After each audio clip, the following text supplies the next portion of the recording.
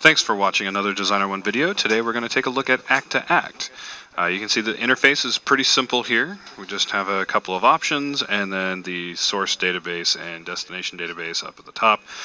So let's go ahead and we're just going to jump right in. Log into our source database, enter our credentials real quick, and then browse for our destination database. And the whole idea behind Act-to-Act is that you can basically just pick your source, pick your destination. Just going to show you here, there's nothing special in the source or in the destination database, I'm sorry, just one record for the user.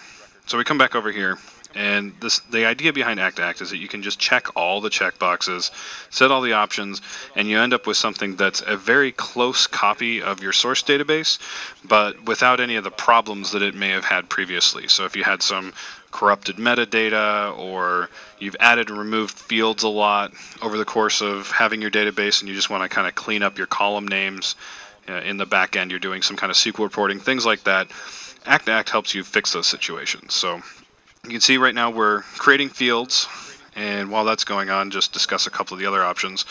The left checkbox is an option to test saving the contact after each field change that we make. The reason you might want to do that is if you have field level security or drop downs that have required values, those can cause your contacts to not save.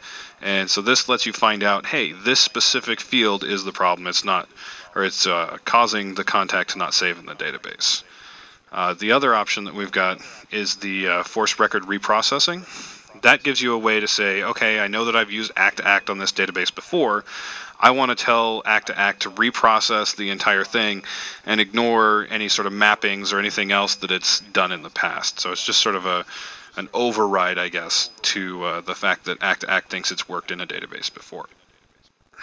So we'll let this finish up doing fields here. Should be pretty close to done. Yeah, we're doing opportunity fields. So as soon as that gets done, we'll move on to processing data, and then things go pretty quickly. Just going to log into each database. We actually log into each database a couple of times. That lets us create multiple records in parallel, makes Act-to-Act very, very fast. And almost done, and on to data processing. So we'll just let it import the user records. Act-to-Act maintains user IDs. That means that if you use Act-to-Act to copy your users over and then you did, say, an Act export from one database to another, record managers, create users, things like that are maintained. So that can be very convenient. And from here on out, it should be all relatively quick. We'll just let it fly through the rest of the records here. And as soon as it gets done, we will see an Excel report detailing everything that's been processed and whether it was successful, failed, so on and so forth. Kind of a convenient little thing. We'll just let it process here, and as soon as it gets done, we'll take a look at that Excel.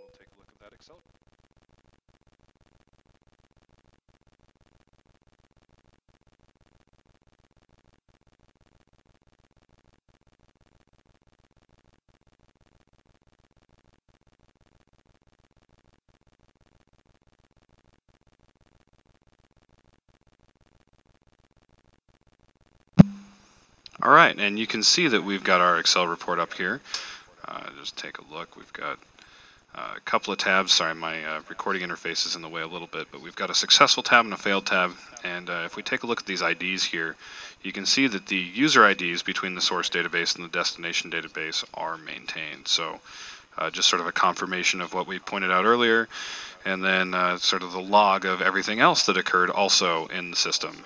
So contacts, opportunities, lots of good data there. And then if anything had failed, it would show up on the failed tab here. But you can see that we didn't have anything that actually failed this time. So all in all, a successful import. So in short, Act-to-Act can help you move data from one database to another quickly, efficiently, and give you a nice report about it at the end. Thanks for watching.